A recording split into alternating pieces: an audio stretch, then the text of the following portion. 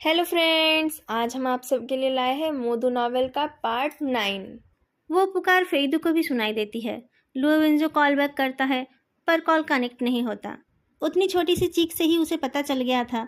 वो आवाज़ उस ब्लैक कैब ड्राइवर चेन जेन की थी। उसने चेन जेन को खुद एविडेंस ढूंढने जाने के लिए मना किया था, पर शायद उसने उसकी बात नहीं मानी। लुओवेंजो फेदू को बोलता है, तुम खाना खा लो और प्लेट भी साफ कर देना, मुझे कुछ ज़रूरी काम से कहीं जाना है। फेदू लेमन टी पीता है और उसे लगता है कि वो इंसानों के पीने लायक नहीं है। लुओवेंजो के पास चेनजेन का नंबर था, पर उसने किसी और नंबर से कॉल किया था। वो डायरेक्टर लू को फ़ोन करके बोलता है, अंकल लू, मैं जल्दी में हूँ, क्या आप मुझे 2 नंबरों का लोकेशन पता करके बता सकते हैं? कौन से नंबर? कहाँ हो तुम? लुओवेंजो जल्दी से सब बताता है। क्या करने जा रहे हो? तुम्हारी सेफ्टी का क्या? सेफ्टी तो इस बंदे का मिडिल नेम है, लुओवेंजो हंसकर बोलता है और वेस्ट डिस्ट्रिक्ट की तरफ गाड़ी चलाने लगता है। फ्राइडे इवनिंग में रास्ते में जैम लगता है, पर ऑड इवन सिस्टम का लास्ट दिन होने की वजह से भीड़ ज़्यादा नहीं थी। थोड़ी देर में एक टेक्नीशियन का कॉल आता है जो बताता है कि दोनों नंबर ही वेस्ट डिस्ट्रिक्ट की वेस्ट ग्वांजिंग स्ट्रीट के पास है। वो अननोन नंबर किसी वू जुएचुन नाम की औरत के नाम से रजिस्टर्ड है। वू जुएचुन? लुओवेंजो हैरान था। ये किसी के रियल नेम से रजिस्टर्ड है? यही नाम है कैप्टन लो। मैं जल्दी आपको उसकी आइडेंटिटी कार्ड इन्फॉर्मेशन भेजता हूँ। वो वेस्ट गुआंगजिन डिस्ट्रिक्ट के पास था। लुओवेंजो गाड़ी का स्पीड कम कर देता है। उसने ऐसे दौड़ के आने की हिम्मत इसलिए की थी क्योंकि उसे विश्वास था कि वांग होंगलियान उसको नुकसान पहुंचाने की हिम्मत नहीं करेगा। वांग हुंगलियांग कमजोर लोगों को परेशान करता था, पर उससे ज़्यादा पावरफुल लोगों को वो समझकर चलता था। लुओवेंजो उतना पावरफुल नहीं था, पर उसके पापा अभी भी रिटायर नहीं हुए थे। अगर चेनजेन उसको कॉल करते हुए मुसीबत में पड़ा है तो उन लोगों को उस फ़ोन नंबर से पता चल गया होगा कि लुओवेंजो आने ही वाला है। उस हिसाब से अब तक वांग होंगलियान खुद से उसे कॉल करके कुछ ना कुछ पट्टी पढ़ा देता, पर शायद उसे खुद ही अब तक इस मैटर का पता नहीं चला है। शायद उसके सबऑर्डिनेट्स खुद ये सब हैंडल कर रहे हैं। अगर ऐसा है तो ये लुओवेंजो के लिए बहुत डेंजरस है, पर ये उसके लिए एक अपॉर्चुनिटी भी है।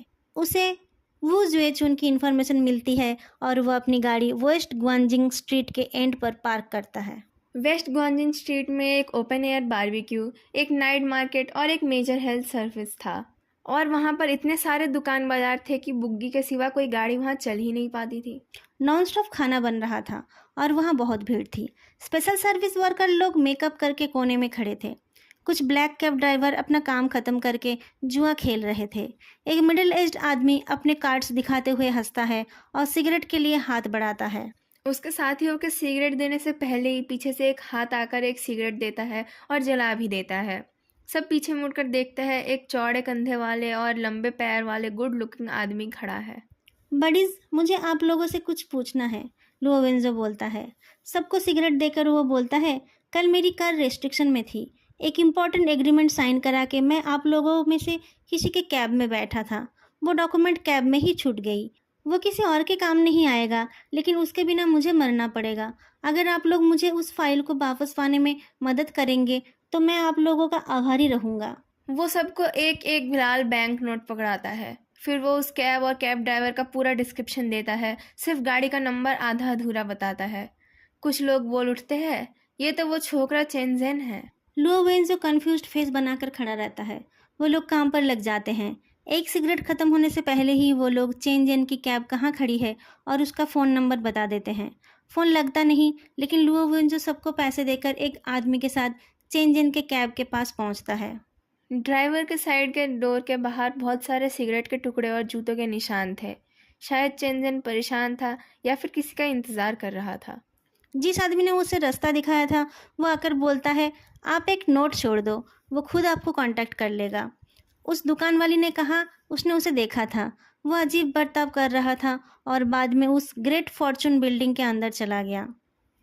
वो एक चमचमाता एंटरटेनमेंट सेंटर था जिसमें पूल, कार्ड्स, मसाज, कराओके लिखा हुआ था। लोवेंजो छुपके से डायरेक्टर लू को बिल्डिंग का नेम एड्रेस देकर रेनफोर्समेंट मांगता है। फिर वो स्वैग से उस बिल्डिंग के अंदर चला जाता है। अंदर ना तो अंधेरा था ना ही उजाला।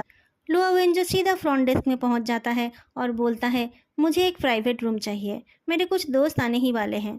फिर वो बहुत सारा ओवरप्राइस्ड ड्रिंक ऑर्डर कर देता है। फ्रंट डेस्क अटेंडेंट को इतनी मालदार पार्टी की उम्मीद नहीं थी। उसने ऑर्डर लेते हुए कहा, आप थोड़ा स्लोली बोलिए। लुओवेंजो चुप हो जाता है और फिर बोलता है, कितने कम पैसे में मुझे सर्विस वर्कर मिल सकते हैं? आप पहले फ़ोटोज़ देख लीजिए। अटेंडेंट उसको एल्बम दिखाती है। एल्बम को उलट पलट कर लुओवेंजो बोलता है, इतना ज़्यादा मेकअप कर रखा है इन लोगों ने, मुझे क्या समझ आएगा, कोई नॉर्मल लोग नहीं है। अटेंडेंट के जवाब देने से पहले वो फिर बोलता है, उजवे चुन नाम की कोई है यहाँ? दोस्तों, अगर आपको ये वीडियो अच्छी लग रही है तो तुरंत जाके लाइक, कमेंट और चैनल को सब्सक्राइब जरूर करें। उजवे चुन। रिसेप्शनिस्ट की हंसी स्टिफ हो जाती है। लुओवेंजो उसकी आंखों में झांक कर बोलता है, क्या हो गया? रिसेप्शनिस्ट अपनी नज़रें हटा लेती है और बोलती है, कुछ नहीं, हमारी सर्विस वर्कर लोग अपने इंग्लिश नेम से ही जाने जाते हैं, आपने उसका पूरा नाम बताया ना, इसलिए मेरे ख्याल से वो जेजुन लिंडा का नाम है। लुओवेंजो शेर की गुफा में था, फिर भी अपना जवान चलाने से बाज नहीं आता। आप लोगों का कल्चर बहुत ही वेस्टर्नाइज्ड है। रिसेप्शनिस्ट की आंखें चमक उठती है। वो पिक्चर बुक को दोबारा आगे करते हुए बोलती है, सर, लिंडा की तबीयत आज ठीक नहीं है, क्या आप बाकियों को दोबारा देखेंगे या आप पहले से उसे जानते हैं? क्या आप लोग सर्विस वर्कर प्रोवाइड करने के लिए बैकग्राउंड भी चेक करते हैं?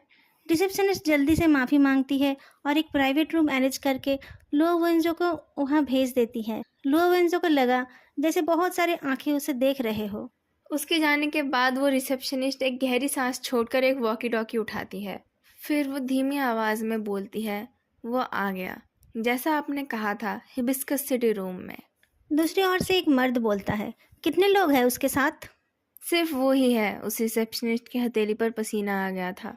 आगे से मुझे ऐसा काम मत देना। उधर से गालियों की आवाज़ आती है, सिर्फ वही आया है? वो अपने आप को बहुत लकी समझता है। मुझे पता होता तो गेट के बाहर ही उसका काम तमाम करवा देता। इतना सब कुछ करने का तो कोई मतलब ही नहीं था। वॉकी टॉकी रखते हुए वो रिसेप्शनिस्ट देखती है, दो लोग वाइट ड्रेस पहनी हुई एक लड़की को धकेलते हुए ले जा रहे थे। वो वू जुएचुन थी। उसके नेम टैग में लिंडा लिखा हुआ था। दोनों लड़कियों की नज़रें एक पल के लिए एक दूसरे से मिलती है। लुओवेंजो के जाने के कुछ देर बाद फेदू भी सिटी ब्यूरो से निकलकर वेस्ट फ्लावर मार्केट डिस्ट्रिक्ट की तरफ चल पड़ता है। हिबिस्कस सिटी प्राइवेट रूम एक कॉर्नर में था। लुओवेंजो को लगा कि वहाँ कुछ गड़बड़ है। उसने देखा उस रूम के कोने में कुछ मिस्ट्री है। बाहर घूमते हुए उसने देखा था उस बिल्डिंग के 4 कोने में 4 ना सील करी हुई खिड़कियाँ थी। उनमें से एक खिड़की उस रूम में थी। कराओके रूम में खिड़की नहीं होती। चारों दीवारों पे ब्लैकआउट कर्टन चिपकाए हुए थे, पर शायद टाइम के साथ थोड़ा गैप बन गया था और रास्ते की लाइट थोड़ी थोड़ी लीक करके अंदर आ रही थी। लुओवेंजो ऐसे ही चारों तरफ देखता है। फिर वो छत को भी देखता है। कोई फायर अलार्म ना देखकर वो एक सिगरेट जलाता है। एक हाथ से लाइटर जलाते समय वो दूसरे हाथ से उसे कवर करता है। उसके दूसरी हथेली में एक पेपर था जिसे वो लाइटर जलाने के बहाने खोल कर देखता है। जब दूसरी बार उस रिसेप्शनिस्ट ने उसे वो एल्बम दिया था, उस टाइम उसने ये नोट दिया था। उसमें उसने जल्दबाजी में लिखा था, कोई चुपके से आपका इंतजार कर रहा है। लुओवेंजो हैरान होता है। उसे पता था कोई उसका इंतज़ार कर रहा होगा, इसीलिए उसने वू जुएचुन का नाम लिया, ताकि उन लोगों को लगे कि वो अपने आप को ज़्यादा ही स्मार्ट समझता है जितना कि वो है नहीं। इस तरीके से सामने वाला अपने आप को पावरफुल सोचेगा और उसे लगेगा कि वो बाजी मार देगा। लुओवेंजो अपने आप को बाजी रखकर दुश्मन को अपने बिल से निकालना चाहता था, लेकिन उसने ये उम्मीद नहीं की थी कि वो रिसेप्शनिस्ट उसकी मदद करना चाहेगी। शायद इसीलिए उसने उसे उस खिड़की वाले रूम में भेजा होगा, ताकि ज़रूरत पड़ने पर वो वहाँ से भाग सके। लुओवेंजो खुश हो जाता है। वो सोचता है, अच्छे दिखने का अलग ही फ़ायदा है। रूम का दरवाज़ा खुलता है। लुओवेंजो उस पेपर को क्रैश कर देता है। वो देखता है वाइट ड्रेस में एक लड़की खड़ी थी। उस लड़की के बाल डाई किए हुए थे और उसने हेवी मेकअप कर रखा था। वो नखरे दिखाते हुए बताती है कि वो लिंडा है, लेकिन उसके हेवी मेकअप में से पता नहीं चल रहा था कि वो सच में वो जुजन थी या नहीं। कुछ अटेंडेंट ऑर्डर किए हुए ड्रिंक्स लेकर आते हैं। लुओवेंजो लिंडा को बैठने को बोलता है। लिंडा अपने काम पर लग जाती है। वो बातें करते हुए ड्रिंक्स सर्व करती है, ठीक टाइम पर एस्ट्रे आगे करती है और पूछती है, आपने इतने सारे ड्रिंक्स ऑर्डर की है, और भी लोग आएंगे क्या? क्या मैं और लड़कियों को बुलाऊं? उसकी आवाज़ मीठी थी, पर लग रहा था कि वो नाक से बोल रही थी। उसके आंखें लाल थे, शायद वो रो रही थी। लुओवेंजो उसके चीन को सॉफ्टली पकड़ता है और उसके चेहरे को आइडेंटिटी कार्ड के चेहरे से मिलाने की कोशिश करता है। पर जैसे ही वो हाथ हटाने जाता है, लिंडा उसका हाथ पकड़ लेती है। जैसे कि उसे अच्छा नहीं लग रहा हो और वो मना कर रही हो, ऐसी आवाज़ में लिंडा बोल उठती है, नहीं हैंडसम, मेरे वो दिन चल रहे हैं, मैं सिर्फ आपके साथ बैठ के पी सकती हूँ। फिर वो लड़खड़ाती है और एक शराब की बोतल को धक्का दे देती है, लेकिन वो बोतल गिरने से पहले ही लुओ वेंजो उसको पकड़ लेता है। उसे पता था उस रूम में कोई लिसनिंग डिवाइस लगाया हुआ था। लिंडा के अल्कोहल गिरा के उसे खराब करने की कोशिश से ये पता चल रहा था कि वो चीज़ टेबल के नीचे थी। लड़कियों को थोड़ा और केयरफुल होना चाहिए, वो बोलता है। लिंडा को लगा कि लुओवेंजो को कुछ समझ नहीं आया। वो थोड़ा टेंस हो जाती है।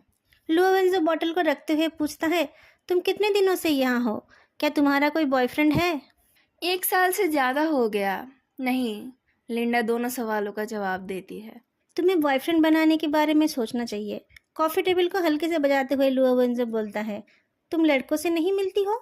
उसके हाथ लंबे और पतले थे। जब वो किसी चीज़ को उंगलियों से बजाता है तो लोगों की नज़र उसकी उंगलियों की तरफ जाती है। लिंडा देखती है वो एक जगह पर नहीं ठोक रहा था, पर एक पैटर्न बना रहा था, शायद एक कैरेक्टर चेन। उसे पता है वहाँ लिसनिंग डिवाइस है। लिंडा की आंखों में आंसू आ जाते हैं। वो बोल उठती है एक, वो मेरा पड़ोसी था। काम के बाद लोग मुझे परेशान कर रहे थे तो उसने मुझे बचाया, उसने मेरा ध्यान रखा, लेकिन क्या फ़ायदा, मैं तो इस जगह की हूँ। मन ही मन शायद वो मुझसे नफरत करता है। उसकी बातों से पता चल रहा था कि वो इस जगह की ही है और शायद उसे अंदर की बातें भी पता है। लोवेंजो पूछता है, क्या वो अभी भी इधर ही है? लिंडा हाँ में गर्दन हिला के बोलती है, मैं किस मुंह से उसका सामना करूं? जब तक वो ठीक है मैं खुश हूँ। लोवेंजो थोड़ा रिलैक्स्ड हो जाता है। उसको समझ में आया कि चेंजन बस कैद है। वेंजो ने जितना सोचा था वो लड़की उससे ज़्यादा ही समझदार है। वो अपनी बॉडी को काउच में फैला के पूछता है, वो करता क्या है?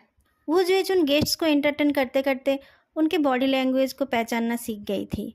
उसने देखा लुओ वेंजो रिलैक्स्ड हो गया। इसका मतलब उसकी दी गई हिंट लुओ वेंजो को समझ में आ गई और वो चेंजन की उस बिल्डिंग में आने की वजह पूछ रहा है। वो जुएचुन अपने आप को कैमरा की तरफ देखने से रोकती है और अपने शब्दों को सजाती है। उसके बाद वो बोलती है, मुझे नहीं पता, कुछ काम होगा उसको। मैंने सुना उसकी फैमिली की एक बच्ची घर से चली गई, शायद वो उसी को ढूंढ रहा हो। उसने सुना कि वो बच्ची एक बार स्कूल के बाद यहाँ आई थी, उसे शायद कोई गलत बॉयफ्रेंड मिला था। कुछ दिन पहले वो मुझसे इसके बारे में पूछ रहा था। एक बच्ची खो गई, उन लोगों ने पुलिस में कंप्लेंट नहीं किया? क्या फ़ायदा, कोई मदद नहीं करता। पुलिस का नाम सुन के वू जुएचुन घबरा जाती है। उसके होमवर्क नोटबुक में एक जगह का नाम लिखा हुआ था जो आसपास था। वो दूर रहता है, इसलिए उसने मुझे पूछा था।